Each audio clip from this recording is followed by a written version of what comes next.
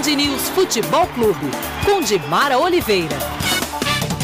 Dimara Oliveira, bom dia. Bom dia, Paulo Leite. Eu sempre me pergunto como é que você consegue se superar sempre no seu estilo fashion. E hoje, particularmente, me cabe uma indagação ao estilo fashion de Dimara Oliveira. Porque ela está claro, uma roupa de grife, eu não tenho a menor dúvida, uma roupa de grife. E você verá na tela da Band, no Minas Esporte, às 12h30, que mesmo com uma calça nova, ela já está com a calça rasgada. Deve ser porque trabalha muito. Exatamente. A luta diária, né? No dia a dia que eu sei que estava normal. Dimara Oliveira, conte-me tudo, não esconda nada. Eu quero saber tudo sobre futebol nas Minas Gerais. Futebol que vai ter um recesso aí do Carnaval, né?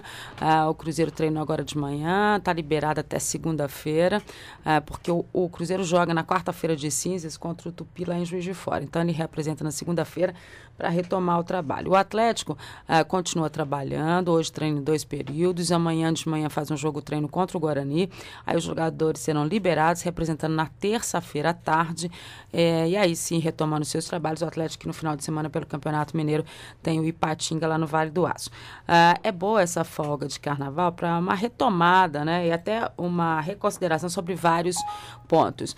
Muita gente dizendo que o Dorival Júnior, no caso do Atlético, passa a ter outras opções, que é o caso do Toró, né, que já jogou a partida contra o IAP, o próprio Jobson. O Jobson até brincava que ele vai se comportar muito bem no Carnaval, que o Dorival puxou a orelha dele, ele não quis revelar o motivo, mas que ele sabe que tudo que ele faz tem um peso maior. Que bom que ele tem essa noção, que bom, né? Eu acho que ele precisa ter essa consciência. Ele né? sério e concentrado é um baita jogador de futebol. Exatamente. Tomara que isso que ele tenha falado não tenha sido só da boca para fora, né? Que seja uma consciência mesmo dele. O Daniel Carvalho também, que está retomando a questão dos seus treinamentos e fazendo um trabalho físico específico.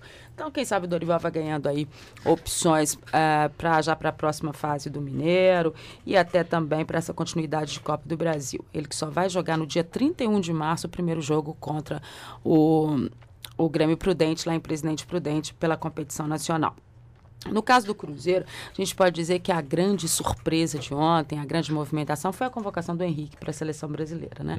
Eu diria que extremamente merecido. É um jogador que já vem fazendo um trabalho muito bom no Cruzeiro, um jogador que veio com o Adilson Batista, foi uma aposta do Adilson Batista.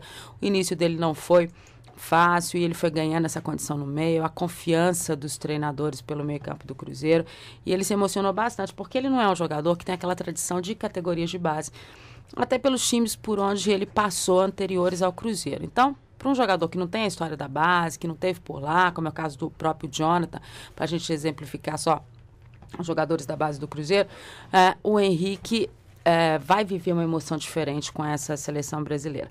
Muita gente questionando na lista do Mano a ausência, mais uma vez, do Fábio.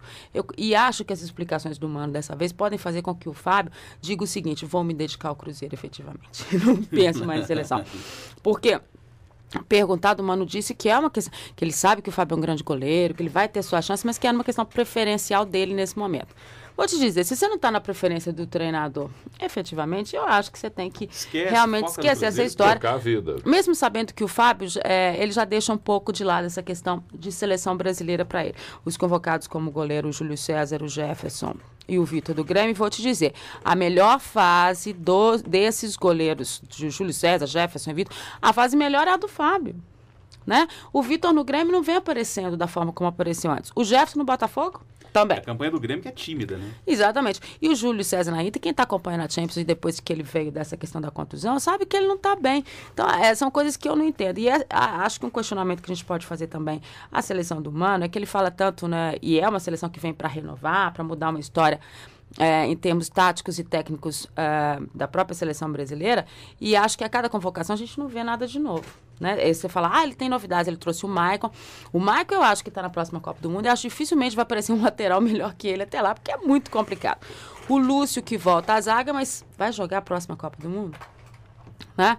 Aí você tem o Henrique do Cruzeiro aparecendo, o Lucas do São Paulo, que achei outra convocação fantástica, merecidíssima, e o Jonas do Valência, muito mais pela campanha da temporada passada do que efetivamente dessa temporada. Então, acho que esse questionamento, e até na questão tática, nós não vimos a seleção brasileira apresentar nenhuma evolução tática, né, que a gente vê na Europa, com os times jogando de forma diferente, com uma passagem diferente em termos de laterais, do próprio meio-campo. Então, e a gente vai ter uma dificuldade muito grande até essa Copa do Mundo para entender essa seleção, porque efetivamente ela não vai ter que disputar a eliminatória, né? Então, ela tem a Copa América, que vai ser, aí ela tem que disputar numa questão ali de busca de título, e depois ela não tem efetivamente que disputar as eliminatórias. Então, o meu medo é que a gente, e receio que a gente fique muito nessa questão dos amistosos e tal, você acabe não tendo uma referência efetiva dessa seleção, e você não tenha nem noção do que realmente a gente vai estar apresentando em termos de Copa do Mundo, e acho que isso aí é perigoso. Bom, e o Mano que vem o quê? De 2 derrotas? 2. E vou te dizer mais. Ele, nessa aparente tranquilidade dele, eu gostaria muito de saber o que as pessoas falam para ele. Yeah. Que não é realmente o que a gente anda escutando, né? É óbvio que na lista dele, a gente, se você tiver que apontar que você tem jogadores que realmente estariam sendo colocados. Mas, por exemplo, o André Santos do Fener. Né? São alguns nomes que a gente quer ver nessa seleção diferente, situação nova, né? Vamos ver se depois que ele comandar a seleção nas Olimpíadas, tendo um respaldo diferente, ele muda um pouco essa situação dele, mas ainda acho que é uma seleção que não apresenta muita coisa de novo e principalmente da expectativa que a gente tinha com relação ao Mano Menezes em termos de estar mudando uma história. E acho até que ele está meio quietinho aí, não estou vendo. Ele vai assistir a uns jogos que depois você fala assim, gente, para que ele foi ver esse jogo? Não tem ninguém que efetivamente possa estar sendo colocado em termos de seleção brasileira, mas é preciso acompanhar mais de perto a história e fica aí, é claro, essa interrogação em relação ao Fábio. Dimar Oliveira, que volta 12:30 na tela da Band, trazendo todas as informações que comentou conosco e muito, muito mais. É isso? Minas Esporte. Carnaval, você estará aqui conosco? Não. Volto na quarta-feira. Só na quarta-feira. Na quarta, você é daqueles seres privilegiados que durante o Carnaval descansará. Bom, então bom descanso, Dimara. Seja feliz. Quarta-feira de volta. Quarta-feira eu tô aqui. Tchau, Dimara. Beijão.